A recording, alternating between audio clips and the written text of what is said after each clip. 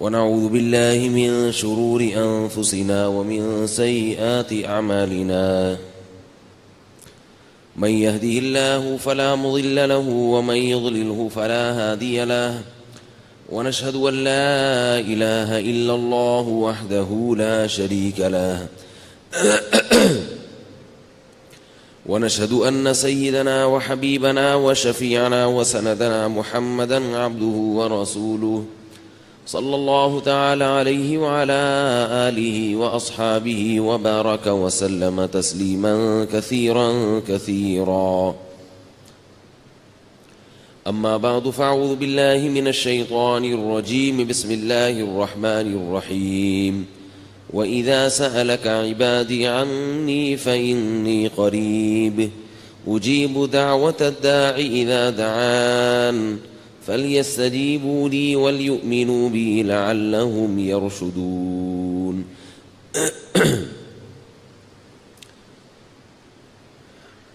قرآن مجید میں اللہ تعالیٰ نے جہاں رمضان کے روزوں کا حکم دیا وہیں اللہ تعالیٰ نے دعا کا خصوصیت سے ذکر کیا ہے.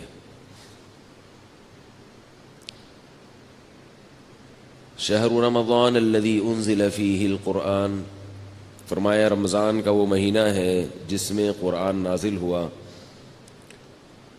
اس کے بعد پھر اللہ تعالیٰ نے رمضان کے روزوں سے متعلق حکم بیان کیا کہ دو قسم کے لوگ روزہ چھوڑ سکتے ہیں، ایک وہ لوگ جو مسافر ہوں اور ایک وہ لوگ جو بیمار ہوں. اور اس زمانے میں بعض لوگوں کی تحقیق کے مطابق تین قسم کے لوگ روزہ چھوڑ سکتے ہیں. ایک تو وہ جو بیمار ہوں، ایک وہ جو مسافر ہوں، اور ایک وہ جن کے کل پیپر ہوں. یہ ایک نیا فتویٰ مارکیٹ میں آ گیا ہے. تو اللہ نے کتنے لوگوں کو چھوٹ دی ہے؟ دو لوگوں کو، جو بیمار ہوں اور جو مسافر. البتہ خواتین کو جب ایام شروع ہوتے ہیں ناپاکی کے تو وہ بھی روزہ نہ صرف یہ کہ چھوڑ سکتی ہیں بلکہ رکھ نہیں سکتی، وہ تو ان کو پھر بعد میں قضا کرنا پڑے گا.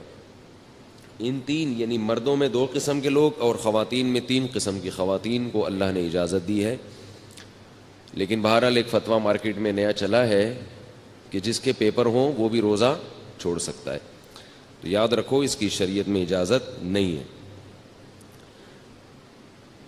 تو میں یہ عرض کر رہا تھا کہ اللہ تعالیٰ نے جہاں رمضان کے روزوں کا ذکر کیا اور یہ بتایا کہ مریض چھوڑ سکتا ہے، یہ میں ذرا اس کو ایک ہی دفعہ میں سیٹ کر لوں، یہ بار بار تنگ کر رہا ہے.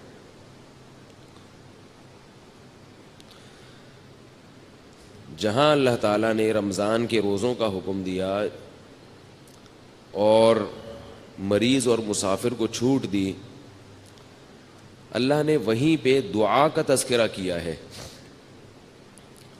آپ سورہ بقرہ دیکھیں، جہاں رمضان کے روزوں والی آیتیں ہیں، ان آیتوں کے ختم ہوتے ہی اللہ کا ارشاد ہے وَإِذَا سَأَلَكَ عِبَادِي عَنِّي فَإِنِّي قَرِيب. اے نبی، جب میرے بندے آپ سے میرے بارے میں پوچھیں تو ان کو بتائیے کہ میں ان کے قریب ہوں. اجیب دعوت الداعی اذا دعان، میں پکارنے والے کی پکار کا جواب دیتا ہوں جب وہ مجھے پکارے. فَلْيَسْتَجِيبُوا لِي، فَلْيَسْتَجِيبُوا لِي، لہذا وہ بھی میری پکار کا جواب دیں. جب میں ان کو بلاؤں تو وہ بھی آئیں. وَلْيُؤْمِنُوا بِي، اور وہ بھی مجھ پر ایمان رکھیں. لَعَلَّهُمْ يَرْشُدُونَ، تاکہ وہ بھی سیدھے راستے پہ چلیں. یہ بہت اہم آیتیں ہیں. اللہ تعالیٰ نے قرآن مجید میں رمضان کی مناسبت سے جن چیزوں کو ذکر کیا وہ تین چیزیں ہیں جن کو اللہ نے رمضان کی آیتوں کے ساتھ، بلکہ چار چیزیں ہیں، چار. جن کو رمضان کی آیتوں کے ساتھ جوڑا ہے. ایک تو روزہ ہے. رمضان جیسے ہی شروع ہوگا تو کیا کرنا ہے بھائی؟ سب سے پہلے روزہ ہے. دوسرا حکم اللہ نے بتایا، روزہ نہیں رکھ سکتا تو وہ کیا کرے گا؟ اگر وہ قضا بھی نہیں رکھ سکتا، کسی بھی صورت میں ممکن نہیں ہے، تو وہ فدیہ دے گا. فدیہ مالی عبادت ہے. تو دوسری چیز اللہ نے کیا ذکر کی؟ مالی عبادت. اور حدیث میں اس کو بہت اہتمام سے ذکر کیا ہے. گلا بیٹھا ہوا ہے، دعا کریں، کھل کے ہی نہیں دے رہا. جیسے ہی پشاور میں چاند کا اعلان ہوتا ہے نا تو میرا گلا بیٹھ جاتا ہے. یعنی اتنا بھی انتظار نہیں کرتا کہ بھائی کراچی میں تو ہونے دو اعلان. تو رمضان شروع ہوتے ہی ہمارا گلا بیٹھ جاتا ہے. اور بیٹھنے کی وجہ یہ ہے، گلے پہ جو بوجھ ہے نا وہ ضرورت سے زیادہ پڑ جاتا ہے. سمجھ رہے ہیں نا؟ ایک مزدور کو آپ پتھر اٹھانے کا کہیں تو آپ اسے کہیں بھائی یہ بوری یا یہ پتھر یہاں سے وہاں رکھ کے آ جاؤ، وہ رکھ کے آ جائے گا. تو اس کے بعد آپ اس کو آرام دیتے ہیں. مسلسل وہ کرتا رہے تو اس کے بازو بیٹھ جائیں گے، اس کے گھٹنے بیٹھ جائیں گے، اس کی کمر بیٹھ جائے گی. تو رمضان شروع ہوتے ہی ہمارے گلے پر کیا ہو جاتا ہے؟ بہت زیادہ بوجھ پڑ جاتا ہے. بیانات کا سلسلہ شروع ہو گیا، پھر تراویح پڑھنا بھی ہے، پھر اس کو یاد کرنا بھی ہے. تو وہ ہوتے ہوتے پھر وہ پنپنے کا، پھر وہ افطاری میں کیسے پرہیز کرے بھائی؟ پکوڑا چھوڑ سکتا ہے کوئی افطاری میں؟ اب کسی ڈاکٹر کو بولتے ہو، وہ بولے پکوڑے نہیں کھاؤ. سمجھ، پکوڑے نہیں کھاؤ، دنیا چھوڑ دیں گے یار. افطاری میں ہم سموسے کیسے چھوڑ سکتے ہیں؟ اور کراچی کی گرمی کے روزے، اتنے ٹف روزے، اتنی گرمی میں انسان بیٹھے اور کھچڑی کھائے گا کیا افطاری میں بھائی؟ تو ہم کہتے ہیں بھائی آدمی کچھ کھائے تو تمیز کے ساتھ. اور یاد رکھو یہ پکوڑا اتنا نقصان دہ چیز نہیں ہے جتنا اس کو بدنام کیا جاتا ہے. بات میں آ رہا ہوں موضوع کی طرف. چھوٹا سا آپ کو ایک ہلکی سی بات افطاری کے حوالے سے بتا دوں. سموسے نقصان دیتے ہیں، پکوڑے نقصان نہیں دیتے. سموسے میدے کے بنے ہوئے ہوتے ہیں، وہ نقصان دیتے ہیں. سموسہ اگر کھانا ہے اندر کے آلو نکال کے کھا جاؤ، اس کے میدا نہ کھاؤ. وہ جو ہوتا ہے نا پاپڑ، اس کا وہ میدا ہے، وہ نقصان دے گا. پکوڑا ہے بیسن. بیسن صحت کے لیے بہت مفید چیز ہے. بیسن میں فولاد ہوتا ہے، طاقت ہوتی ہے. البتہ اس کو ہم چونکہ تیل میں تلتے ہیں تو وہ گڑبڑ کر جاتا ہے تھوڑا سا. تو اب افطاری میں تو چلتا ہے نا. تو اس لیے پکوڑوں کو جتنا بدنام کیا جاتا ہے نا، اتنا وہ قابل ملامت ہے نہیں. تو جتنی ملامت ہے وہ سموسوں پہ لے جایا کریں آپ، ٹھیک ہے؟ تو میں جب سموسہ کھاتا ہوں نا تو اندر سے آلو نکال کے کھا جاتا ہوں. میرے سامنے جو بیٹھا ہوتا ہے وہ پاپڑ کھا رہا ہوتا ہے. وہ سمجھتا ہو کہ یہ مفتی صاحب میرا اکرام کر رہے ہیں، حالانکہ یہ سازش ہوتی ہے جس کو وہ سمجھ نہیں پا رہا ہوتا. دوسرا ایک چھوٹی سی بات آپ کو صحت کے حوالے سے بتا دوں کہ اللہ کا واسطہ کولڈ ڈرنک سے روزہ مت افطار کیا کرو، گردوں کی ایسی کی تیسی ہو جاتی ہے. کولڈ ڈرنک ویسے بھی نقصان دہ چیز ہے، لیکن اگر آپ نے اس کے نقصان کو 100 گنا بڑھا دینا ہے تو اس کا طریقہ یہ ہے کہ آپ کولڈ ڈرنک سے روزہ افطار کریں. لوگ کیا کرتے ہیں کہ خالی پیٹ ہے، پیاس شدید لگ رہی ہے اور پیپسی سے روزہ افطار کر رہے ہیں. گردے جو ہے نا اس وقت مانگ رہے ہوتے ہیں کوئی لیکوڈ چیز. اس وقت آپ نے اگر پانی نہیں پیا اور آپ نے اس پہ کولڈ ڈرنک چڑھا دی تو وہ گردوں کی ایسی کی تیسی ہو جاتی ہے. کسی بھی ڈاکٹر سے پوچھ لیں، بہت جلدی برباد ہو جاتے ہیں گردے. تو پہلے 3-4 گلاس سادہ پانی پی لیں، پھر ویسے تو پھر بھی نہ پئیں، لیکن اگر پھر پی لیا جائے تو اتنا نقصان نہیں دیتی. سمجھ رہے بات کو کہ نہیں سمجھ رہے؟ اسی طرح چینی والی چیز افطاری میں، چینی کا شربت جو ہم پیتے ہیں خالی پیٹ، یہ بھی گردوں کو نقصان دیتا ہے. چینی جو ہے نا، چینی یہ وائٹ پوائزن ہے. وائٹ پوائزن، سفید زہر ہے. یہ چینی جب تیار ہوتی ہے تو یہ بالکل کالے کلر کی ہوتی ہے، یہ کوئلہ بن چکی ہوتی ہے. اس میں ایک کیمیکل ڈالا جاتا ہے رنگ کاٹ، جو اس کے رنگ کو کاٹ کے کیا بنا دیتا ہے؟ سفید کر دیتا ہے بالکل. تو وہ بہت خطرناک کیمیکل ہے. اب ہوتا یہ ہے کہ چینی والا شربت جب آپ پیئیں گے یعنی خالی پیٹ، تو آپ کی پانی کی کمی پوری نہیں ہوتی. وہ جزو بدن بننے میں ٹائم لگاتا ہے اور چینی کی وجہ سے پیاس مزید بڑھ جاتی ہے. پانی پیتے رہتے ہیں مگر جسم میں پانی کی کمی پوری نہیں ہوتی. تو کام الٹا ہوا کہ نہیں ہوا؟ کیا خیال ہے بھائی؟ اور پھر اوپر سے وہ کیمیکل ہے. تو اس لیے بہتر یہ ہے کہ نبی صلی اللہ علیہ وسلم نے کھجور سے روزہ افطار کرنے کا حکم دیا, اس کو طیب چیز قرار دی. کھجور کھائیں, اوپر سے سادہ پانی پی لیں, تھوڑا سا ٹھنڈا بھی ہو چلے گا. ہم چائنیز نہیں ہیں کہ بالکل ہی ابلے ہوئے پانی پئیں. اتنے بھی بیوقوف نہیں ہونے چاہیے انسان کو کہ وہ ابلے ہوئے پانی جو ہے نا گرم گرم پینا شروع کر دے. نبی صلی اللہ علیہ وسلم نے ہمیشہ ٹھنڈا پانی پیا ہے, لیکن فریج کا ٹھنڈا نہیں, چشموں کا ٹھنڈا. تو ہلکا سا پانی ٹھنڈا ہو یہ اچھا ہے, زیادہ نہ ہو. لیکن گرم پانی پینا, اگر اس سے میرا ملفوظ یاد رکھیں کہ چائنیز کہتے ہیں گرم پانی سے عمر لمبی ہوتی ہے, تو گرم پانی پی کے زندہ رہنے سے بہتر ہے ٹھنڈا پانی پی کے مر جاؤ.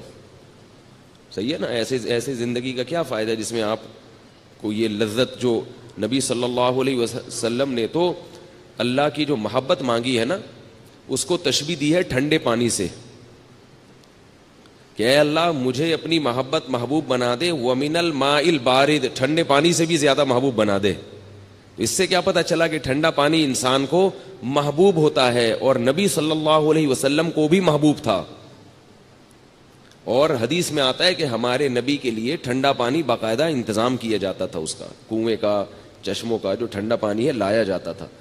تو ٹھنڈا پانی جو نیچرل ٹھنڈا ہو یا تھوڑا بہت فریج کا رکھا ہوا ٹھنڈا, وہ زیادہ اچھا ہے بنسبت یہ جو کھولتے ہوئے گرم پانی پہ آج کل حکیموں نے لوگوں کو لگا دیا ہے, ڈاکٹروں نے بھی, اور چائنا والوں سے یہ بدعت شروع ہوئی ہے.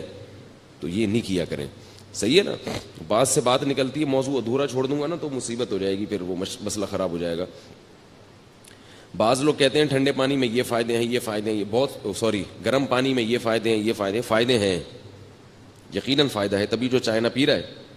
لیکن جہاں فائدے ہوتے ہیں وہاں نقصانات بھی ہوتے ہیں. پہلی بات تو یہ وہ پانی نہیں ہے, اس میں پانی کا مزہ ہی نہیں ہے. آپ پیاس کے وقت قہوے جیسا پانی پی لو تو مزہ تھوڑی آئے گا پینے میں. تو اللہ نے تو یہ ان نعمتوں میں ایک لذت بھی تو رکھی ہے نا. کیا خیال ہے؟ لذت بھی تو رکھی ہے. اور دوسری بات یہ کہ جہاں کچھ فائدے ہیں وہاں کچھ نقصان بھی ہیں.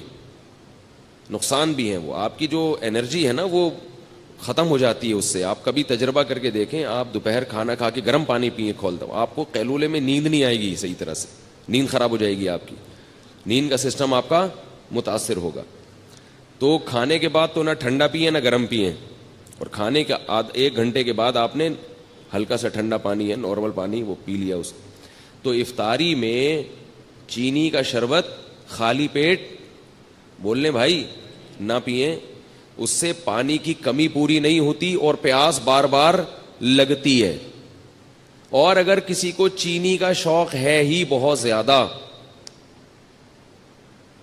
تو چینی کا نقصان کم کرنے کے لیے ایک آپ کو ٹوٹکا بتا رہا ہوں. وہ نقصان کم ایسے ہوگا کہ کچی چینی زیادہ نقصان دیتی ہے, پکی ہوئی چینی کم نقصان دیتی ہے. میں نے گھر میں حکم دیا ہوا ہے, حکم کیا, گزارش کی ہوئی ہے گھر والوں سے. حکم کہاں بھائی, ریکارڈ ہو رہا ہے بیان. گزارش کی ہوئی ہے کہ چینی کو پانی میں ڈال کے ابال لو اور اس کا شیرہ بنا لیں. چینی کو نا خوب اچھی طرح پکائیں, پانی میں ڈال کے بہت اچھی طرح پکائیں, خوب اچھی طرح پکا کے نا اچھی طرح بوائل کر کے اس کا شیرہ تیار کر کے بوتل میں بھر کے رکھ لیں. وہ پکی ہوئی چینی ہے, اس میں جو اس کے کیمیکل ہے نا وہ جلنے اور پکنے کی وجہ سے اس کے زہریلی اثرات ختم نہیں ہوتے, کم ہو جاتے ہیں. آ رہی ہے بات؟ ختم نہیں ہوتے, کم ہو جاتے ہیں. تو اب اگر وہ شربت میں ڈال کے پئیں گے تو نقصان تو پھر بھی ہوگا مگر کم ہوگا. شربت میں یا کھیر میں یا حلوے میں, جو بھی آپ لوگ کھاتے ہیں, ہم نہیں کھاتے حلوہ بھائی, ٹھیک ہے نا, تو وہ نقصان کم ہو جائے گا. اسی طرح نمک جو ہے نا, نمک وہ بھی کچا زیادہ نقصان دیتا ہے, پکا ہوا بول لیں کم نقصان. یہ جو کچا نمک ہے نا, اس سے بلڈ پریشر کا مسئلہ کھڑا ہوتا ہے. کچا نمک کھانے میں اوپر سے نمک ڈال دیا. اسی طرح جو آٹے میں نمک ڈلتا ہے, ہوتا تو آٹے میں نمک کے برابر ہے وہ, مگر چونکہ وہ کچا رہ جاتا ہے. روٹی جب پکتی ہے نا تو اندر نمک نہیں پکتا اس میں صحیح طرح. تو جو بلڈ پریشر کے مریض ہیں وہ لوگ جب یہ روٹی کھاتے ہیں تو کھاتے ہی ان کا بی پی ہائی, اور پھر الٹی الٹی باتیں پھینکنا شروع کر دیتے ہیں. وہ دیکھا ہوگا آپ نے, کھانا کھاتے ہی پھڈا ہو گیا گھر میں. تو اس کا حل یہ ہے, یہ میں ہوائی باتیں نہیں کر رہا, بڑے بڑے ڈاکٹروں کی بات کر رہا ہوں. اور جن لوگوں نے اس پہ کنٹرول کیا ان کے گھر سے بلڈ پریشر کی بیماری ختم ہو گئی. تو اس کا بھی طریقہ یہ ہے کہ یا تو روٹی میں نمک ڈالیں ہی نہیں, آٹے میں نمک ہی نہ ڈالیں, جو ڈالنا ہے سالن میں ڈال دیں, کیونکہ سالن والا نمک پک جاتا ہے. سمجھ رہے ہیں نا, جب سالن میں نمک ڈالا جاتا ہے تو وہ کیا ہو جاتا ہے, پک جاتا ہے. تو پکنے سے اس کے اثرات کم ہو جاتے ہیں. تو یا تو روٹی میں نمک ڈالیں ہی نہیں, اور اگر نمک ڈالنا ہے تو وہی طریقہ کہ جیسے چینی کا آپ نے شیرہ تیار کر لیا تو نمک کو بھی پانی میں ڈال کے اچھی طرح بوائل کر لیں, خوب اچھی طرح پکائیں اس کو, اور پھر وہ شیرہ یعنی نمک کا جو لیکوڈ ہے وہ آپ بوتل میں محفوظ کر لیں. کیا ہو گیا بھائی, بہت آپ کے فائدے کی بات کر رہا ہوں, آپ کے فائدے کی بات کر رہا ہوں. اور یہ ان کا چیزوں کا ہمارے دین اور مذہب سے بھی تعلق ہے. ہمارے نبی نے صحت کی حفاظت کا ہمیں حکم دیا ہے. خاص طور پہ بلڈ پریشر سے صحت خراب نہیں ہوتی, ایمان بھی خراب ہو جاتا ہے, گھر بھی خراب ہو جاتا ہے. جو بیوی کے مریض ہیں نا, طلاقیں بھی اکثر وہی دیتے ہیں, اور بچوں کو بھی اٹھا اٹھا کے کوٹتے رہیں گے, پھینکتے رہیں گے. جب اب بلڈ پریشر کے مریض ابا گھر آئیں گے تو بچے کانپنا شروع کر دیں گے. تو اس لیے نمک کا یہ طریقہ, تو چینی اور نمک آپ نے کیا کرنا ہے, پکا کے رکھیں گھر میں. اور اس کا بڑا فائدہ بھی ہے, جب چینی کا شیرہ تیار ہوتا ہے تو کسی بھی شربت میں یا اس کو گھولنا آسان بھی ہوتا ہے. شیرہ ہے وہ یوں کر کے لاؤ ہو جائے, لیکن اس کے لیے تھوڑی سی خواتین کو محنت کرنی پڑے گی, ٹھیک ہے نا, بہت محنت والا کام ہے یہ. اس میں خواتین کو دیگچی اٹھانی پڑے گی سب سے پہلے, ٹھیک ہے نا, پھر وہ پانی ڈالنا پڑے گا اس میں, پھر اس میں چینی الٹنی پڑے گی, پھر چولہا جلانا, یا تو اس کے ذریعے جلائیں گی یا ماچس کے ذریعے, پھر ابالنا. تو کافی ٹینشن والا کام ہے, لیکن ایک دفعہ کی ٹینشن ہے, آپ کو یہ ٹینشن باقی ٹینشنوں سے بچا لے گی. اور بہتر تو یہ کہ چینی چھوڑ دیں, شہد کھائیں بھائی. کیا خیال ہے, شہد کا شربت اگر آپ افطاری میں پی لیں تو فائدہ ہی فائدہ. نہ صرف یہ کہ گردوں کو نقصان نہیں دے گا بلکہ فائدہ پہنچائے گا. تو آج کل کوئی اتنا مسئلہ نہیں ہے, شہد کوئی اتنی مہنگی چیز نہیں ہے, خالص ہونا چاہیے شہد. شہد کا جو ہے نا وہ پانی میں 2-4 چمچے گھول دیے, اس میں تھوڑا سا لیمن بھی ڈال دیا, اور لیمو ہونا چاہیے, کچھ اور نہ ہو. لیمو کے نام پہ آج کل مذاق بھی مل رہا ہے مارکیٹ میں. لیمن ہوتا ہے ایک جمیری ہوتی ہے, بالکل لیمو کی شکل کی ہوتی ہے, وہ نقصان دہ ہوتی ہے. تو آپ نے اس کو بولنا بھائی مجھے لیمو چاہیے, لیمو. تو لیمن کا آپ نے تھوڑا سا اس میں ڈال دیا, اور شہد بھی ڈال دیا, اور شربت. یہ سارے کام اپنے خرچے پہ کرنے, یہ پہلے بتا دوں آپ کو میں, ٹھیک ہے نا. ایسا نہ ہو مجھے فون کر کے آپ کہیں کہ آپ نے اتنے اچھے اچھے مشورے دیے ہیں.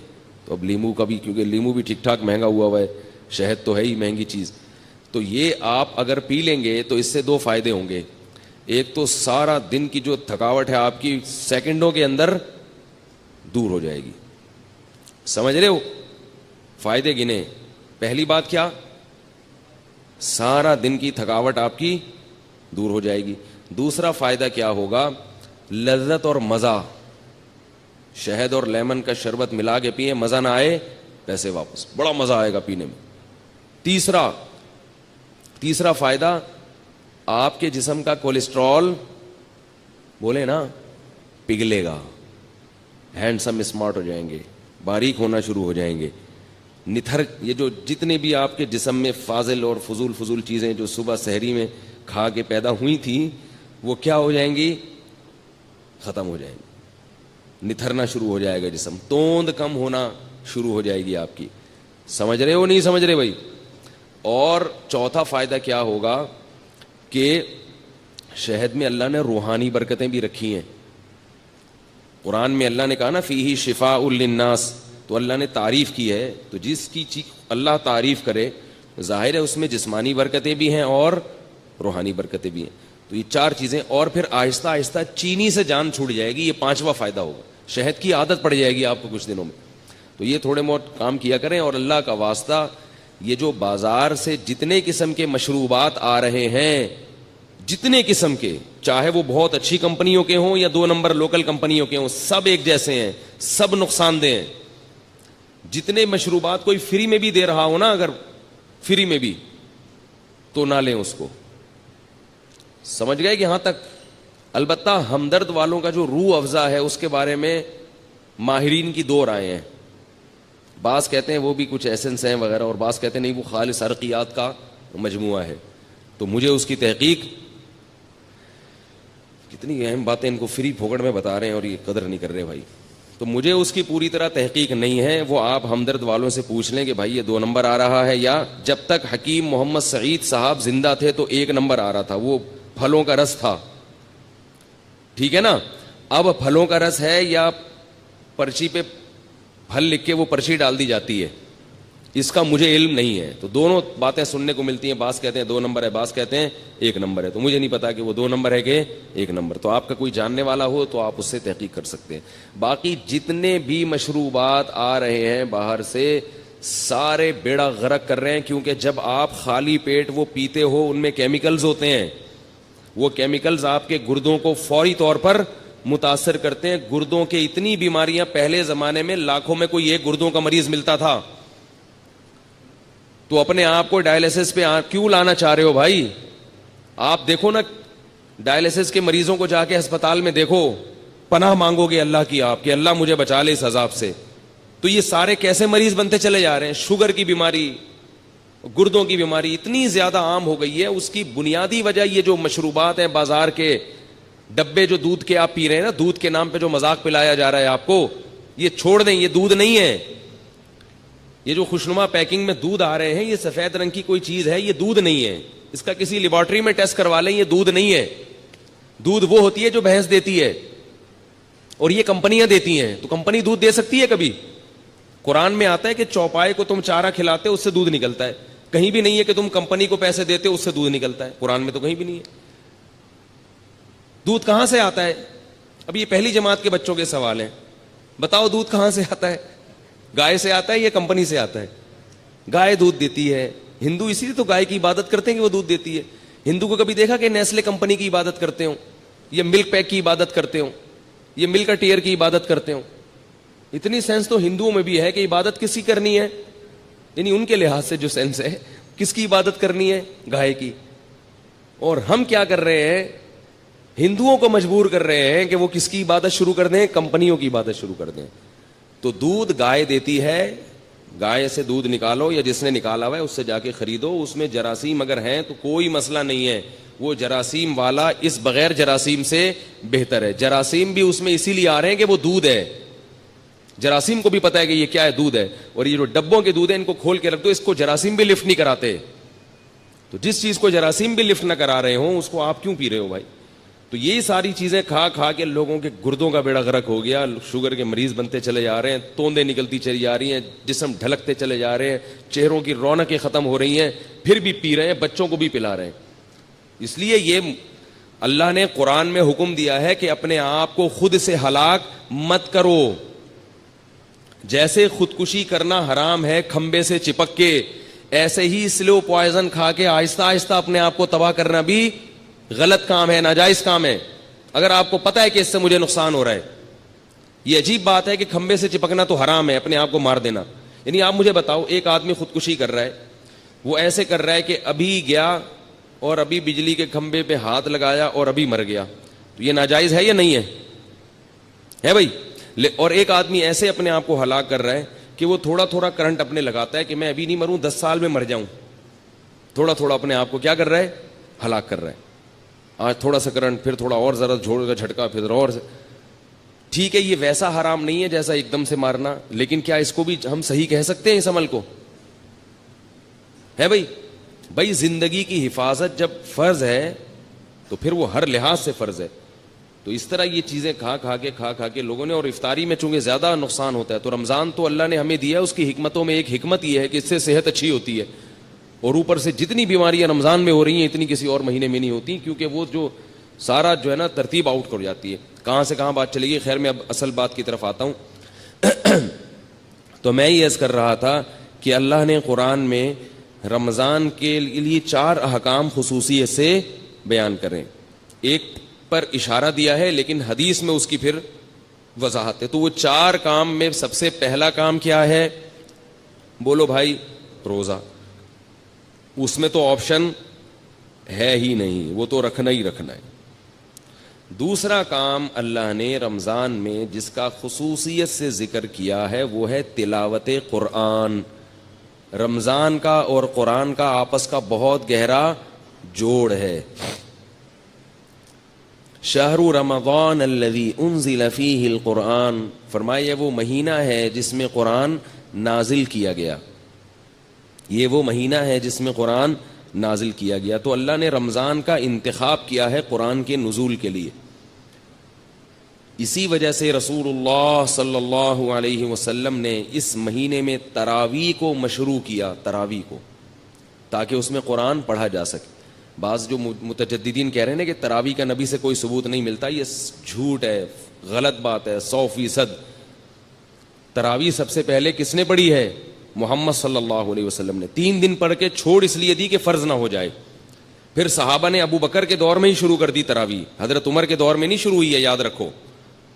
صحابہ پھر پڑھتے رہے ہیں, نبی کے انتقال کے بعد بھی پڑھتے رہے ہیں, کیونکہ اب فرضیت کا امکان ختم ہو گیا تھا. حضرت عمر نے صرف اتنا کیا ہے کہ مختلف ٹولیوں میں جو پڑھ رہے تھے ان کو ایک امام پہ جمع کیا ہے, کیونکہ نبی نے جو پڑھائی تھی وہ نبی نے, آپ اکیلے امام تھے اور باقی سب لوگ مقتدی تھے. تو حضرت عمر نے ان کو نبی کے نہج پہ اس تراویح کو حضرت عمر لے کر آئے ہیں. اور اس کو جو نیا کام کہا وہ اس لیے کہ ابو بکر کے دور میں ایک امام پر نہیں تھے, تو اس لحاظ سے وہ نیا ہے, حضرت ابو بکر کے دور کے لحاظ سے. سمجھنے بات کو. تو بعض لوگ کہتے ہیں تراویح کا لفظ قرآن سے دکھاؤ, حدیث سے دکھاؤ. تراویح کا لفظ حدیث میں نہیں ہے, تراویح کی نماز حدیث میں ہے. تو ہم نماز کو زیادہ فوکس کرتے ہیں, ناموں میں ہمیں الجھنے کی ضرورت نہیں ہے. آپ اگر تراویح کو کوئی اور نام دینا چاہیں تو ہمیں کوئی پریشانی نہیں, آپ اس کو صلاۃ اللیل کہہ لیں, رات کی نماز کہہ لیں, قیام رمضان کہہ لیں, تو بھی ٹھیک ہے. تو ناموں سے کیا ہوتا ہے؟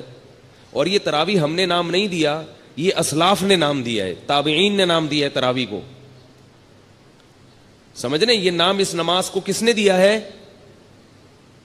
اسلاف نے. کیونکہ یہ عام تہجد سے, عام معمول سے ہٹ کے تھی, تو انہوں نے کہا اس کا نام کوئی الگ سے ہونا چاہیے. بعض لوگ کہتے ہیں پورے قرآن میں تراویح کا لفظ کہیں نہیں ملتا, نہ حدیث میں ملتا, لہذا یہ بدعت ہے. بھائی نام تو بہت سی چیزوں کا نہیں ملتا, وہ عمل اگر ملتا ہے تو وہ دیکھو. نماز جو ہم پڑھتے ہیں, اس نماز کا پورے قرآن اور حدیث میں کوئی تذکرہ ملتا ہے؟ بولو نا. نماز کے لفظ کا کوئی قرآن و حدیث میں تذکرہ, بولو نا بھائی, نہیں ملتا. اب کوئی نماز دکھاؤ, نہیں ہے, نہیں تو ہم بھائی نماز نہیں ہے, صلاۃ تو ہے نا. 5 نمازیں جو ہم پڑھتے ہیں اس عمل کا ثبوت ملتا ہے, اس کو نام ہم کچھ بھی دے دیں. عربی میں اس کو صلاۃ کہتے ہیں, قرآن نے اس کو صلاۃ کہا. اردو میں ہم اس کو کیا کہتے ہیں؟ نماز کہتے ہیں. تو نام چینج کرنے سے کچھ نہیں ہوتا. اگر وہ عمل ہمیں مل رہا ہے تو ہم اس کو اپنی آسانی کے لیے کوئی بھی نام دے سکتے ہیں. اب میں کہیں تقریر کر رہا ہوں, 5 نمازیں فرض ہیں. اب کوئی جناب پروفیسر صاحب اٹھ کے کہیں گے نماز تو قرآن میں کہیں ہے ہی نہیں, تو میں کہوں یہ جو فجر ہم نے 2 رکعتیں پڑھی ہیں یہ ہے یا نہیں؟ کہہ رہے یہ 2 رکعتیں تو ہیں مگر نماز نہیں ہے. میں نے کہا پھر کیا ہے؟ وہ کہا یہ تو صلاۃ ہے. کہ اچھا بھائی ناموں میں جھگڑا ہے, تم اس کو صلاۃ کہہ دو یار. ہم چونکہ اردو اسپیکنگ ہیں, ہماری زبانوں پہ کیا چڑھا ہوا ہے؟ بولو نا, نماز چڑھا ہوا ہے. تو بھائی نبی صلی اللہ علیہ وسلم سے رمضان میں الگ سے جماعت کے ساتھ 3 دن تراویح پڑھانا ثابت ہے, لیکن اس کو آپ نے تراویح کا نام نہیں دیا. ابو بکر رضی اللہ نے بھی اس کو تراویح کا نام دیا, حضرت عمر نے بھی نام نہیں دیا. لیکن ایک نماز بہرحال اس کا وجود اور ثبوت ہو گیا. اب جب ہو گیا تو پھر اسلاف نے آسانی کے لیے اس کو الگ نام دے دیا, کیونکہ وہ الگ نوعیت کی نماز تھی. تہجد کی نماز جماعت سے نہیں پڑھی جاتی. نفل نماز میں لوگوں کو بلا کے اکٹھا کر کے اتنی بڑی جماعت قائم کرنا بدعت ہے. یاد رکھو, نماز میں جو کام نبی نے انفرادی کیا وہ انفرادی کرنا پڑے گا, اور جو اجتماعی کیا وہ اجتماعی کرنا پڑے گا. اجتماعی کو انفرادی اور انفرادی کو اجتماعی نہیں کر سکتے آپ. فجر کی 2 سنتیں جو نبی نے پڑھی ہیں اجتماعی پڑھی ہیں یا انفرادی پڑھی ہیں؟ بولو نا بھائی. انفرادی. اب اگر آپ کہیں میں 2 سنتیں جماعت سے پڑھوں گا, بدعت بن جائے گا کہ نہیں بن جائے گا؟ تو رمضان میں نبی صلی اللہ علیہ وسلم نے یہ جو نوافل تھے یہ جماعت سے پڑھے ہیں, جبکہ عام دنوں میں تہجد آپ صلی اللہ علیہ وسلم جماعت کا اہتمام نہیں کرتے تھے. اگر جماعت ہوتی بھی تو 1-2 صحابی آگے کھڑے ہو گئے. تبھی فقہا لکھتے ہیں کہ نفل نماز کی جماعت میں 4-5 افراد اگر اکٹھے ہوں گے تو یہ بدعت عمل کہلائے گا, کیونکہ نبی صلی اللہ علیہ وسلم نوافل میں جماعت کا اہتمام نہیں کرتے تھے. 1-2 آدمی ہوں ٹھیک ہے, زیادہ نہیں ہوں.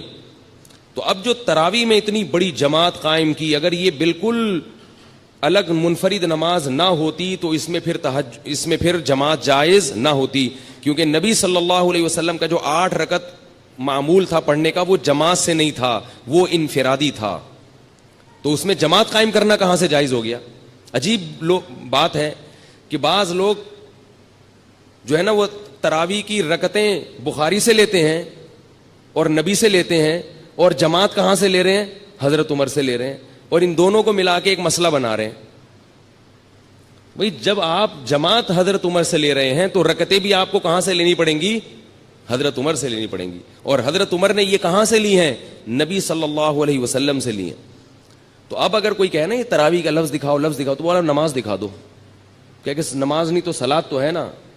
تو آپ اسے کہیں جیسے صلاۃ کو ہم اردو میں نماز کہتے ہیں, اسی طرح اسلاف نے اس مخصوص نماز کو جو رمضان میں جماعت سے پڑھی جاتی تھی, اسلاف نے اس کو تراویح کہنا شروع کر دیا. اگر آپ کچھ اور کہنا چاہتے ہو تو ہمیں کوئی اعتراض نہیں ہے, لیکن یہ نماز پڑھو آپ بہرحال اور اس کو مانو. اور اسلاف نے اس کو تراویح کہا کیوں یہ بھی سن لیں, کچھ اور کہہ دیتے. یہ بھی بڑی ٹیکنیکل بات ہے, نوٹ کر لیں, نوٹ, یہ بڑی خاندانی باتیں ہیں, خاندانی. تراویح اس لیے کہا کہ اسلاف جو تابعین تبع تابعین جب یہ نماز پڑھتے تھے تو ان کا معمول تھا کہ 4 رکعتوں کے بعد آرام کرتے تھے, تھوڑا سا وقفہ کرتے تھے, تھکاوٹ دور کرتے تھے. کتنی رکعتوں کے بعد؟ 4 رکعت.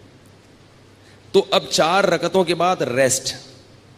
عربی میں ریسٹ کو استراحہ کہتے ہیں. کیا کہتے ہیں؟ استراحت. ہوتا ہے نا ایک جلسہ استراحہ, استراحت. استراحہ اصل میں تھا استرواح, اور اس کے جو اصل حروف ہے نا وہ را, واو اور ہا ہے, روح. اسی سے مروحہ ہے, پنکھا, مروحہ, را واو ہا آ رہا ہے نا. پنکھا کیا کرتا ہے؟ ہوا پھینک کے آپ کو راحت دیتا ہے, بشرطے کہ چل رہا ہو. کئی ایسی والوں کی تو کوشش ہوتی ہے کہ نہ دے. اگر پنکھا چل رہا ہو تو آپ کو کیا دے گا؟ راحت دے گا, اور آپ کی طرف بھی ہو, ورنہ دوسرے والے کو دے گا, آپ کو ٹینشن دے گا. تو راحت سے نکلا یہ لفظ, صحیح ہے نا. تو ترویحہ, ترویحہ راحت پہنچانے والی چیز. تو 4 رکعتوں کے کو کیا کہا جاتا تھا؟ ترویحہ, کیونکہ اس کے بعد وہ کیا کرتے تھے؟ راحت حاصل کرتے تھے. کیا حاصل کرتے تھے 4 رکعتوں کے بعد؟ راحت. اب ذرا بات سمجھنا, ترویحتن کی جمع ہے تراویح. ترویحتن کی جمع کیا ہے؟ تراویح. عربی میں جمع کم سے کم 3 افراد پہ بولی جاتی ہے. 2 کے لیے عربی میں الگ صیغہ ہے. دیکھو, رجل 1 آدمی, رجلانی 2 آدمی, رجال 2 سے زیادہ. رجل کیا ہوا, روزہ کیوں لگ رہا ہے آپ کو؟ ہمارا بھی روزہ ہے بھائی, بولے نا ذرا. رجل ہمارے بھی روزہ ہے. آپ ہمارے سامنے یہ نہ بتائیں کہ صرف آپ کو روزہ لگتا ہے, سب مسلمان ہیں. رجل 1 آدمی, رجلانی 2 آدمی, رجال بہت سارے, یعنی 2 سے زیادہ, وہ کہیں کچھ بھی ہو سکتے. ترویحتن 1 ترویحہ یعنی 4 رکعتیں. ترویحتانی 2 ترویحیں یعنی 8 رکعتیں. تراویح 8 سے زیادہ. پتہ یہ چلا کہ اسلاف کے دور میں 8 رکعت تراویح کا تصور نہیں تھا, ورنہ وہ اس کو ترویحتانی کہتے. تراویح آپ لوگوں نے قسم اٹھائی ہوئی ہے بھائی جملہ مکمل کیا کریں. اگر وہ 8 رکعتیں کا معمول ہوتا اسلاف میں تو وہ اس کو ترویحتانی کہتے, تراویح نہیں کہتے. مصنف ابن ابی شیبہ کی روایت ہے, جا کے دیکھ لیں. اور مزے کی بات یہ کہ عربی میں جمع کی 2 قسمیں ہیں, ایک جمع قلت اور ایک جمع کثرت. جمع قلت کہا جاتا ہے 9 تک کے افراد, اور جمع کثرت اس سے بھی زیادہ. تو تراویح کا مطلب 3 ترویحوں سے زیادہ. 12 رکعتوں کو بھی نہیں کہہ سکتے آپ, الا یہ کہ اس میں تسامح سے کام لیں, ورنہ اصل کیا ہے کہ تراویح کا مطلب بہت سارے ترویح, بہت سارے ترویح. تو اس لیے کم سے کم تراویح کی مقدار, یعنی اس لفظ جو ہے نا, یہ کم سے کم جن افراد پہ صادق آ رہا ہے وہ 12 رکعتیں کم سے کم, اور یہ لفظ بتا رہا ہے کہ وہ 12 سے بھی زیادہ ہیں. تو یہ لفظ خود انکار کر رہا ہے کہ تراویح 8 رکعتیں نہیں ہو سکتی. یہ اسلاف ورنہ اس کو یہ نام نہ دیتے. رہی وہ حدیث موطا امام مالک کی کہ جس میں آتا ہے کہ حضرت عمر نے 8 رکعتیں اور 3 وتر پڑھائے ہیں, وہ حدیث ضعیف ہے. اب میں اس کی سند میں جاؤں گا تو ٹائم لگے گا. گل ویلے دی تے پھل موسم دا والی بات کر لوں آپ کے سامنے, بھائی بات شارٹ مختصر ہو اور سمجھ میں آ جائے. اس حدیث وہ موطا امام مالک کس کی کتاب ہے؟ پورا نام بتا رہا ہوں, موطا امام مالک. یہ کس کی کتاب ہے؟ یہ تو ایسے پھر بھی نہیں بتا رہے یار آپ لوگ. یہ تو ایسے ہی ہو گیا جیسے ایک وہ تھا, ایک وہ بیٹھا ہوا تھا, وہ پہلے زمانے میں سیٹ چیلے, وہ تو نہیں گرو ہوتا تھا نا, اس کا ایک چیلا ہوتا تھا, ہے چیلا. تو جو چیلا تھا نا وہ بڑا مالدار تھا, اور گرو کیا تھا؟ غریب بیچارہ, ظاہر ہے اس کا نوکر تھا. ہمارے حضرت اس پہ یہ واقعہ اس پہ سنایا کرتے تھے کہ ہر مالدار آدمی میں عقل نہیں ہوتی, بعض دفعہ بیوقوفوں کو اللہ دولت زیادہ دے دیتا ہے, بلکہ زیادہ تر ایسا ہی ہو جاتا ہے, ٹھیک ہے نا, اللہ اپنی قدرت دکھاتا ہے. تو اور اگر اللہ یہ اصول بناتے کہ جس کے پاس پیسہ ہو تو اس کے پاس, جس کے پاس عقل زیادہ ہو پیسہ بھی ہوگا, تو بیوقوف تو بھوکے مر جاتے بیچارے. تو کیا ہے کہ عجیب حساب ہے کہ بعض دفعہ عقل بالکل نہیں ہوتی, پیسہ بہت ہوتا ہے. تو اس پہ حضرت یہ واقعہ سناتے تھے کہ وہ ایک چیلا تھا, بڑا مالدار تھا, اس کا ایک نوکر تھا. تو چیلے نے اپنے نوکر سے کہا, گرو سے کہا کہ مجھ سے, وہ حضرت پنجابی میں سناتے تھے, بڑا مزہ آتا تھا مجھے, وہ پوری پنجابی اس طرح آتی نہیں ہے, تو میں کچھ اردو کچھ پنجابی کا تڑکا لگانے کی تھوڑی سی کوشش کروں گا, کیونکہ اس لطیفے کا پنجابی میں ہی مزہ ہے. جو لطیفہ جس زبان میں بنا ہو وہ اسی میں سننے میں مزہ آتا ہے, وہ کسی اور زبان میں جب ترجمہ ہوگا تو اس بیچارے کی لطیفے کی ایسی کی تیسی ہو جاتی. تو حضرت اس پہ سنایا کرتے تھے کہ وہ گرو نے اس سے پوچھا, بلکہ وہ سرائکی میں ہے, کہ اپنے نوکر سے کہا کہ مجھ سے کوئی پہیلی پوچھو, لیکن یہ بتا دوں اگر مجھے اس کا جواب نہ آیا نا تو تیری ٹھکائی لگاؤں گا میں. یعنی اپنے نوکر سے خود ہی اپنی ذہانت کا امتحان بھی لے رہا ہے, اور پھر یہ بھی ڈر ہے کہیں فیل ہو کے میں بیوقوف ہونا میرا ثابت نہ ہو جائے. تو کہہ رہے کہ اگر مجھے اس کا جواب نہیں آیا نا, مجھ سے حل نہیں ہوئی, تو میں تجھے چھوڑوں گا نہیں.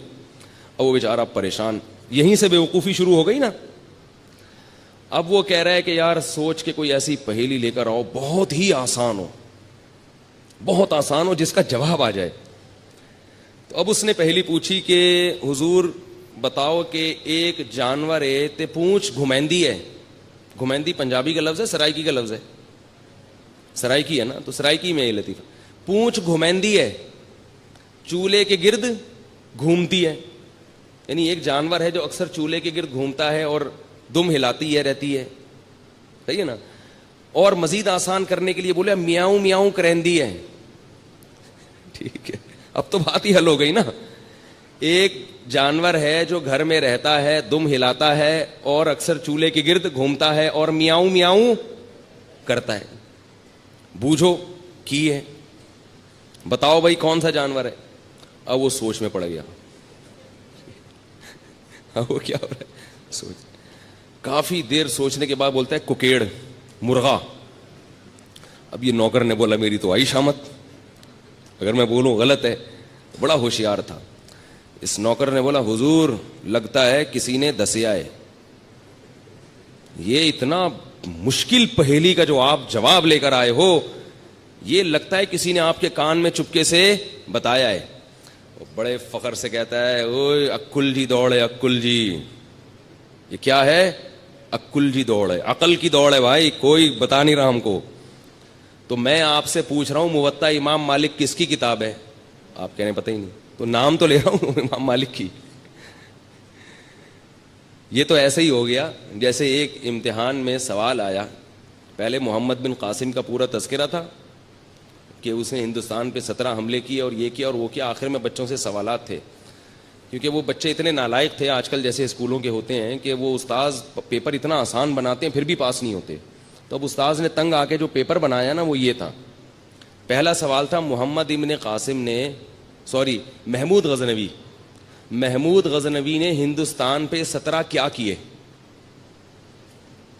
محمود غزنوی نے ہندوستان پہ 17 کیا کیے؟ حملے کیے ظاہر ہے.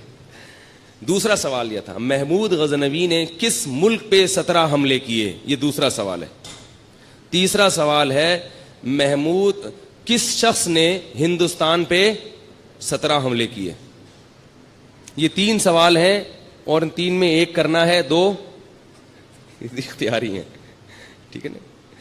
کمپلسری صرف ایک ہی سوال ہے. بچے پھر بھی فیل ہو جاتے ہیں، وہ پھرے دیکھ رہے ہوتے ہیں جو لے کر آئے ہیں نا، یار اس میں کہاں لکھا ہوا ہے.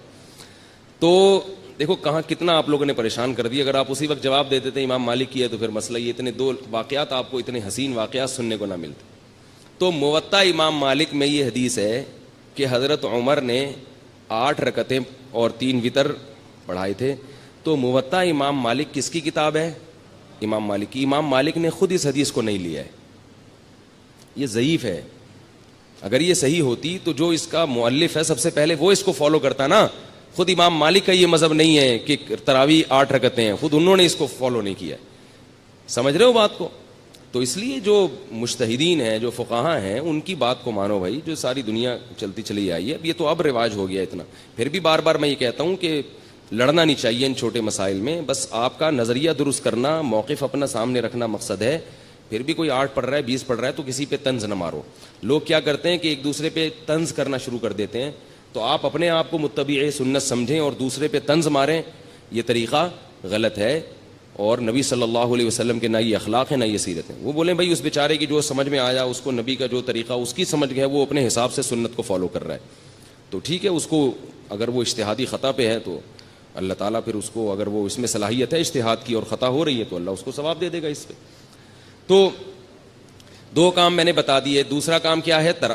تلاوت. اور اسی کے لیے نبی صلی اللہ علیہ وسلم نے تراویح کو مشروع قرار دیا. پھر آپ صلی اللہ علیہ وسلم حضرت جبریل کے ساتھ رمضان میں قرآن کا دور کیا کرتے تھے.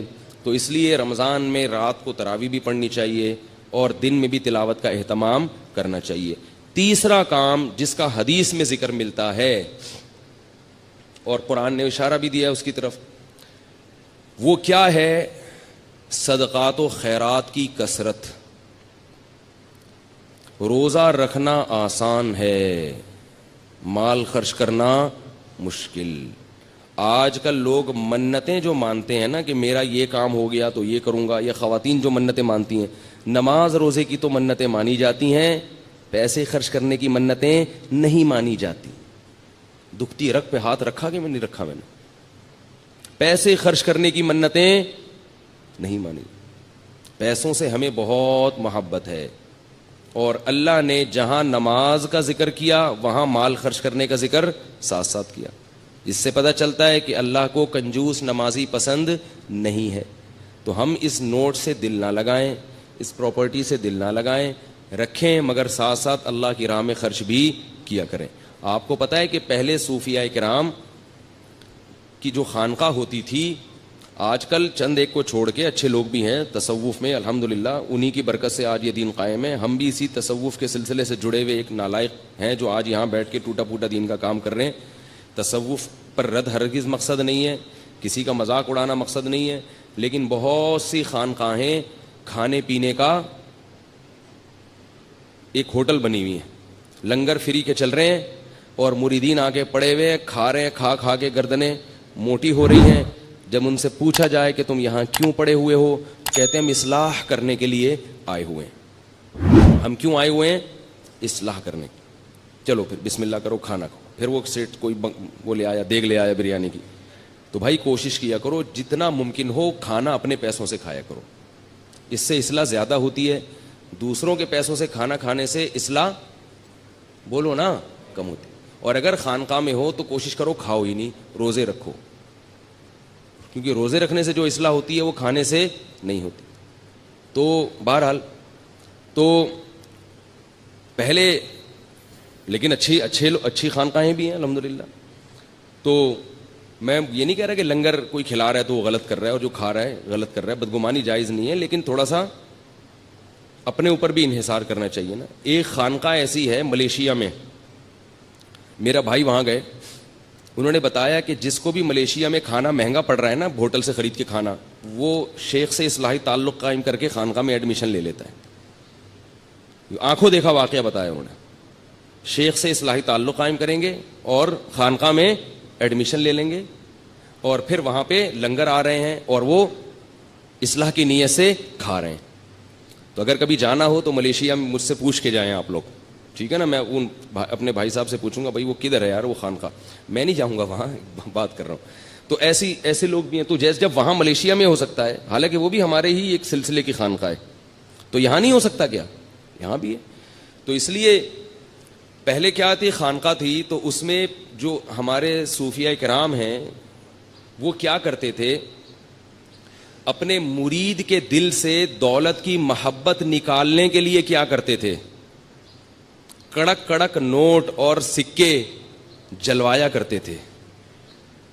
اس کو ہمارے حضرت جو ہے نا, ہمارے شیخ مفتی رشید احمد صاحب ایسے بتاتے تھے کہ اگر دل میں نوٹوں کی محبت ہے نا, جیسے آج تو نوٹ ہیں سکے نہیں ہیں, پہلے تو دینار ہوتے تھے, درہم ہوتے تھے, تو فرماتے تھے کہ ہم پھر یہ کریں گے کہ جس کے دل میں پیسے کی محبت ہے نا, کہ ہر وقت اپنے بٹوے میں پیسے گنتا رہتا ہے اور دیکھتے رہتا ہے اتنے پیسے ہوگا, اتنے ہوگا, اتنے پیسہ, اتنا پیسہ, تو فرماتے تھے اس دل سے دنیا کی محبت نکالنے کے لیے ایک کام کیا کرو, 5,000 کا کڑک نوٹ پکڑو اور ایک طرف ماچس کی تیلی سے آگ لگاؤ اور آہستہ آہستہ اس کو جلاؤ. کرنا نہیں ہے یہ کام کہیں آپ شروع کر دیں, شروع نہ کر دیں آپ, یہ تو کسی شیخ سے باقاعدہ اجازت لے کے, وہ آپ کے حالات دیکھ کے آپ کی نفس پکڑ کے چیک کرے گا کہ آپ کی بیماری یہاں تک پہنچ گئی ہے کہ آپ صدقہ بھی نہ کرو, آپ تو جلاؤ, آگ لگاؤ ان نوٹوں کو, لیکن آپ نہ کرنا. یہ ڈاکٹروں کی باتیں وہ ذرا اوپر کی باتیں. میں ایک بتا رہا ہوں کہ ایسا بھی کیا ہے دل سے پیسوں کی محبت نکالنے کے لیے. فرماتے کنارے پہ آگ لگاؤ, پھر آہستہ آہستہ جب وہ نوٹ جلے گا تو آپ کا دل بھی اندر سے جلے گا, بڑا کلاوازیاں کھائے گا, ہائے ہائے کیا ہو رہا ہے. فرمایا پوری گڈی رکھی ہوئی, پھر دوسرا نوٹ, پبلک بھی دیکھے گی, بولے گی کیا ہو رہا ہے بھائی ہمیں دے دو, بولا نہیں آگ لگاؤں گا. آگ جب فزیکلی کوئی کام کیا جاتا ہے نا, فزیکلی, تو اس کے اثرات بھی آپ کی باڈی پہ پڑتے ہیں, آپ فزیکلی فٹ ہونا شروع ہو جاتے ہیں. صرف بیانات سنیں گے تو صرف ذہن متاثر ہوگا, آپ کی باڈی متاثر نہیں ہوگی. دیکھیں میں اگر آپ کو بیان کروں کہ روزانہ جو ہے وہ 2 کلومیٹر یا 5 کلومیٹر جاگنگ کرنی چاہیے, روزانہ آپ سنیں گے تو کیا آپ ہلکے ہونا شروع ہو جائیں گے؟ جب تک آپ کریں گے نہیں ہوں گے. تو اگر میں آپ کو یہ بتاؤں نوٹوں کی محبت دل میں نہیں ہونی چاہیے, پیسے سے محبت نہیں ہونی چاہیے, دنیا ہے ختم ہونے والی ہے, قبر میں نہیں جائے گا, سنتے رہو گے کچھ بھی اثر نہیں ہوگا. تو فزیکلی جب آپ اس کو جلانا نہیں, بھائی اللہ کا واسطہ بار بار کہہ رہا ہوں, اگر آپ اس کو جلانا شروع کر دیں اور وہ آپ کہیں گے کہ پھر ہمیں کیوں ترغیب دے رہے ہو جب منع بھی کر رہے ہو, وہ پھر کسی اور وقت بتاؤں گا میں. تو ایسے جب آپ اس کو آگ لگائیں گے, ہلکی ہلکی آگ لگے گی اور یہ آگ نوٹ پہ کم اور آپ کے دل پہ زیادہ لگ رہی ہوگی, اندر اندر سے آپ جلنا شروع ہوگے. زیادہ محبت ہوگی تو آپ کے سر کے بال خود بخود غائب ہونا شروع ہو جائیں گے, ایسا لگے گا وہ بھی جل رہے ہیں اور بغلیں بھی جل رہی ہیں, ٹھیک ہے نا, سب جلا کے آپ بالکل صاف ستھرے ہو جاؤ. تھوڑے دنوں میں آپ کے دل سے یہ دنیا کی محبت ختم, اور آپ دیکھو گے یار جلا دیا پھر بھی اللہ کھانے کو دے رہا ہے, تو میری بنیادی ضرورتیں پوری ہو رہی. تو یہ مشق کروائی جاتی تھی, لیکن آج کل منع کیا جاتا ہے, آج کل منع کیا جاتا ہے. تو آج کل اتنا ہی کر لو کہ صدقہ کر دو, 5,000 کا کڑک نوٹ نکالو, کسی فقیر کو یہ چونیاں ٹھنیاں چھوڑ دو. 5 روپے کا سکہ دیکھا اپنے سمٹ کے احتجاج میں کتنا چھوٹا سا ہو گیا ہے. ابھی سنا 10 کا بھی سکہ آ گیا ہے, 50 کا بھی سکہ, اوف. تو کیا ہو رہا ہے, ہمارے ملک کی حالت کیا ہو رہی ہے؟ یہ بھی اس لیے ہو رہی ہے کہ پیسہ جمع ہو رہا ہے, خرچ نہیں ہو رہا. تو جو ہے نا یہ سکے وکے کے بجائے اب کیا ایک کڑک سا نوٹ نکالا, اپنے بھائی کو دے دیا, بہن کو دے دیا, اور کیا ہے رشتہ داروں میں کوئی غریب ہے اس کو دے دیا. لوگ رشتہ داروں میں جو غریب ہے اس کو زکوٰۃ دیتے ہیں, دینی چاہیے, ڈبل ثواب ہے. لیکن یاد رکھو کہ رشتہ داروں کا تو ویسے ہی حق ہے, اللہ کے بندو, ان کو تو ویسے ہی خرچ کرنا چاہیے, ان کو زکوٰۃ پہ کیوں ٹہلا رہے ہو؟ اگر کوئی رشتہ دار غریب ہے تو وہ تو آپ کی ویسے ہی ذمہ داری ہے نا, اس کا خیال کرو. ٹھیک ہے زکوٰۃ بھی ہو جاتی ہے, لیکن میں یہ عرض کرتا ہوں کہ زکوٰۃ کے لیے تو بہت زیادہ سے زیادہ مستحق کو تلاش کرو, اس رشتہ دار کو ہدیہ دے دیا کرو, ویسے ہی اتنی ہی رقم قسمت میں دے دو ہدیے میں, کیونکہ رشتہ دار بہت سے لوگوں کے اتنے غریب ہوتے نہیں ہیں, لیکن وہ پھر بھی کچھ ہیلے بہانے کر کے, کھینچا تانی کر کے کیا کر دیتے ہیں, زکوٰۃ پکڑا دیتے ہیں ان کو. تو مفتی سے فتویٰ لیتے ہیں, زکوٰۃ ادا تو ہو جاتی ہے لیکن اس سے بھی بڑے بڑے غریب دنیا میں پڑے ہوئے ہوتے ہیں, تو رشتہ داروں کو ویسے ہی دے دو بھائی. اب ایک بیوہ عورت ہے جس کا بیٹا کما رہا ہے, ٹھیک ہے وہ بیوہ غریب ہے, اس کے پاس نہ سونا ہے نہ پراپرٹی ہے, اس پہ زکوٰۃ لگ جاتی ہے, لیکن جب اس کا بیٹا کما رہا ہے تو اس کو دینے کی کیا ضرورت ہے بھائی؟ ان کو دے دو نا جن کے بیٹے بھی نہیں کما رہے, اس کی ضرورت تو پوری ہو رہی ہے نا بیٹے کے ذریعے. فقہی لحاظ سے بعض چیزیں درست ہوتی ہیں مگر مصلحت کے لحاظ سے خراب ہوتی ہیں اور شریعت کے مزاج کے موافق نہیں ہوتی. تو بعض دفعہ مفتی فتویٰ دے دیتے ہیں کہ زکوٰۃ اس پہ لگ جائے گی, لیکن آپ کا ضمیر اس کی اجازت نہیں دے رہا ہوتا, تو ضمیر کی بھی مان لینی چاہیے. ایک بیوہ عورت ہے جس کا بیٹا کما رہا ہے لیکن وہ بیوہ غریب ہے, تو بیوہ پہ زکوٰۃ لگ جائے گی کیونکہ شریعت اس کی غربت کو دیکھتی ہے, اس کے بیٹے کو نہیں دیکھتی. لیکن اصولی طور پر کیا ہے کہ زکوٰۃ کا مقصد غربت ختم کرنا ہے, لوگوں کی حاجت پوری کرنا ہے, تو ایسے کو دو نا جو اس سے زیادہ محتاج ہے, اور اس کو ویسے ہی دے دو. اگر یہ بیوہ آپ کے رشتہ داروں میں سے ہے تو آپ اس کو ویسے ہی ہدیے کے نام پہ دے دیں, ہدیہ تو کسی کو بھی دیا جا سکتا ہے. تو اس لیے بھائی رمضان میں تیسرا کام کیا کرنا ہے, کڑک کڑک نوٹ بولو اللہ کی راہ میں, بولو نا, جملہ مکمل کریں, آدھا کام اسی سے ہو جائے گا, بولنے سے ہو جاتا ہے. کڑک کڑک نوٹ اللہ کی راہ میں خرچ کرنے ہیں, اور شیطان کہے گا کیا کر رہے ہو, اتنی محنت سے کمائے ہیں, اتنی محنت سے کمائے ہیں, کیسے دے دوں. دیکھو نبی نے کیا فرمایا, بہترین صدقہ کون سا ہے, دل تھام کے سنیں یہ حدیث, بہترین صدقہ کون سا ہے. فرمایا تأمل الغنا وتخشى الفقر, وہ صدقہ کہ رقم خرچ کرنے کے وقت تمہیں یہ خیال ہو کہ اگر میں نے یہ پیسے خرچ نہیں کیے تو ان پیسوں سے مزید پیسہ بنا سکتا ہوں, ان پیسوں سے مزید پیسہ بنا سکتا ہوں. تأمل الغنا, امید ہے غنا کی کہ یار یہ اگر میں نے روک لیا نا تو ایسے مواقع آئیں گے جن میں انویسٹ کر کے نوٹ پہ نوٹ چھاپ لوں گا, تو اس پیسے سے انسان کو زیادہ محبت ہوتی ہے. دوسری چیز اس میں یہ ہو, تخشى الفقر, اگر ابھی خرچ کیا تو موجودہ حالت سے نیچے بھی آ سکتا ہوں, صرف امیدیں نہیں ہیں خطرات بھی ہیں. تأمر الغنا وتخشى الفقر, اور فرمایا ان تکون صحیحا شحیحا, صحت مند بھی ہو, ورنہ بعض دفعہ بڑھاپے میں انسان خوب صدقات و خیرات شروع کرتا ہے, اس کو پتا ہے اب میں دنیا سے جا رہا ہوں, یہ پیسہ میرے کام نہیں آئے گا, بچوں سے بنتی نہیں ہے, ان کو محروم کرنا ہے, تو یہ فلانے مدرسے میں دے دو اور فلاں مسجد میں دے دو. صحیح کا مطلب بالکل جوان ہٹا کٹا, ابھی کھانے پینے کی, لائف کو انجوائے کرنے کی عمر ہے. یہ میں نہیں کہہ رہا بھائی, مجھ پہ کیوں غصے ہو رہے ہیں, میں تھوڑی کہہ رہا ہوں, یہ کون کہہ رہا ہے, رسول اللہ, اللہ کے سفیر جو دنیا میں اللہ کا پیغام لے کر آئے تھے. صحیحاً, صحت مند, ہٹا کٹا, اور آج تو بڑھاپے میں نہیں کرتے, پاؤں قبر میں لٹکے ہوئے ہوتے ہیں, پھر بھی میرا پیسہ میرا پیسہ میرا پیسہ. لیکن جوانی میں کرنا اور مشکل ہے. ان تکون صحیحاً, 4 شرطیں. دوسرا شحیحاً, شحیح, طبیعت میں کیا ہو, بخل ہو, جان نکل رہی ہو, روکڑا, یعنی اپنی طبیعت بھی نہ آمادہ ہو رہی ہو.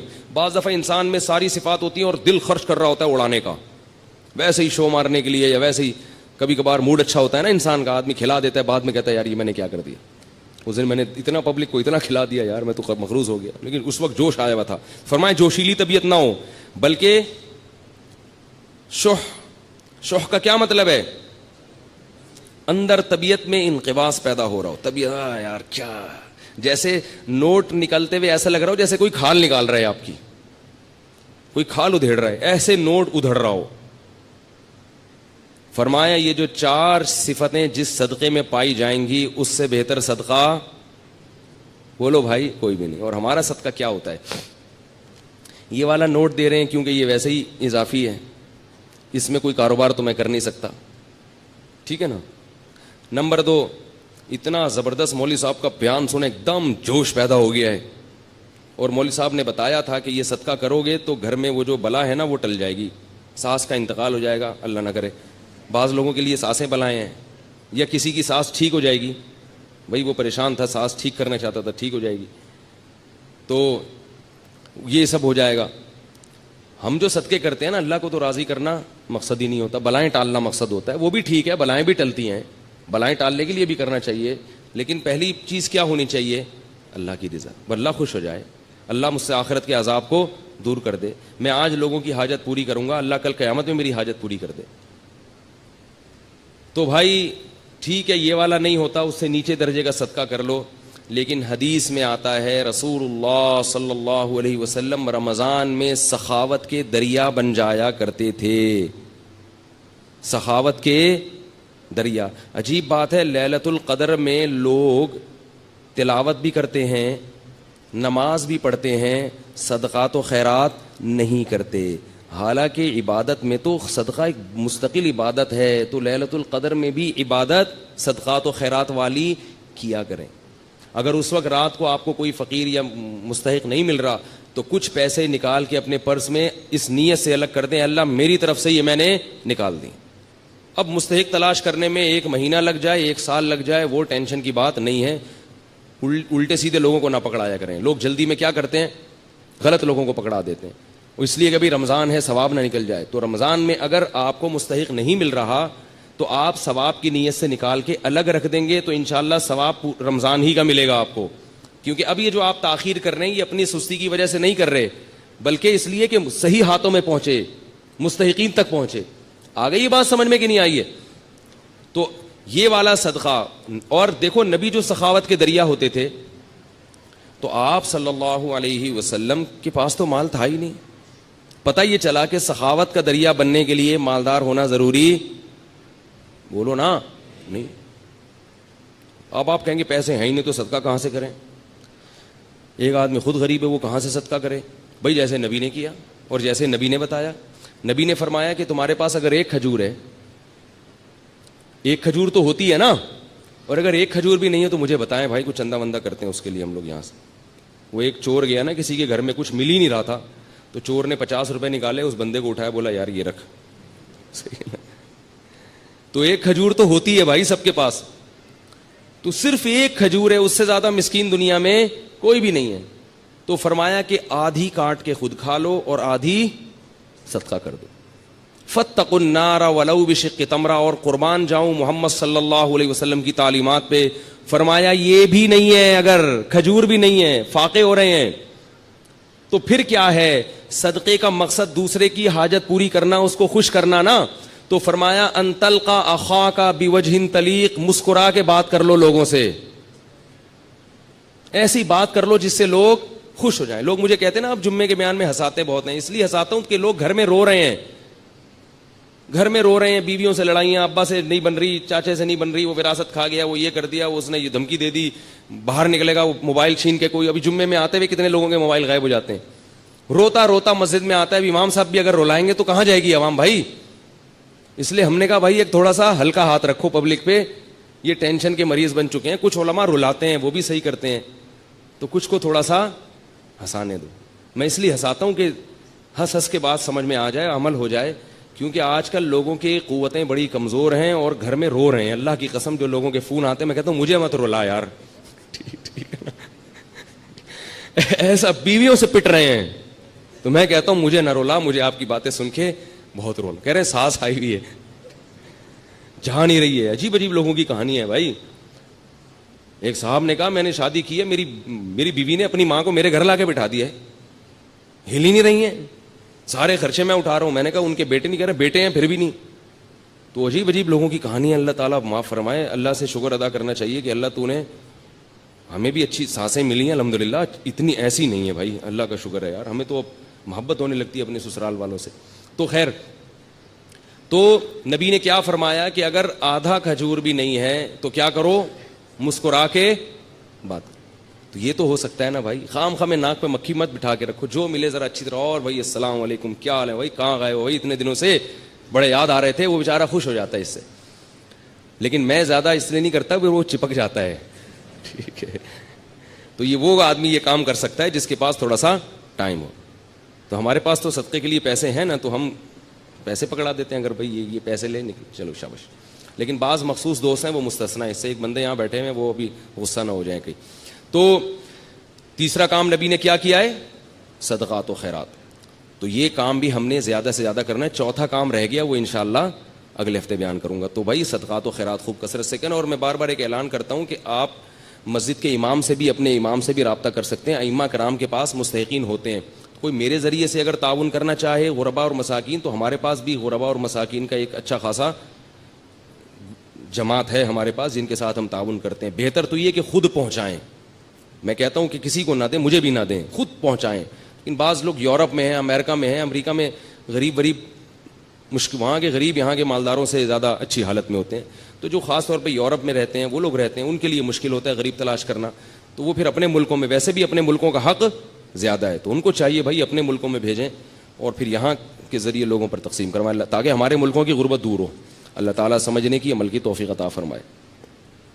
جی, اعتکاف کے ابھی فارم ملیں گے جمعے کی نماز کے بعد. جو لوگ بھی اعتکاف میں بیٹھنا چاہتے ہیں تو وہ ابھی اس فارم لے لیں. اور جو باہر سے, کراچی سے باہر سے آنا چاہتے ہیں, تو یہ نعیم بھائی کا نمبر ہے 03339614. اس نمبر پہ کال کر کے اپنی رجسٹریشن کروا سکتے ہیں. صرف 2 دن ہے آپ کے پاس اعتکاف میں بیٹھنے والوں کے لیے, 2 دن ہے. 2 دن میں جن کے رجسٹریشن ہو گئی بس انہی کو بیٹھنے کی اجازت دی جائے گی, کیونکہ محدود جگہ ہیں, بہت زیادہ رش اکٹھا ہو جاتا ہے, اس کو پھر مسجد میں جگہ نہیں ہوتی.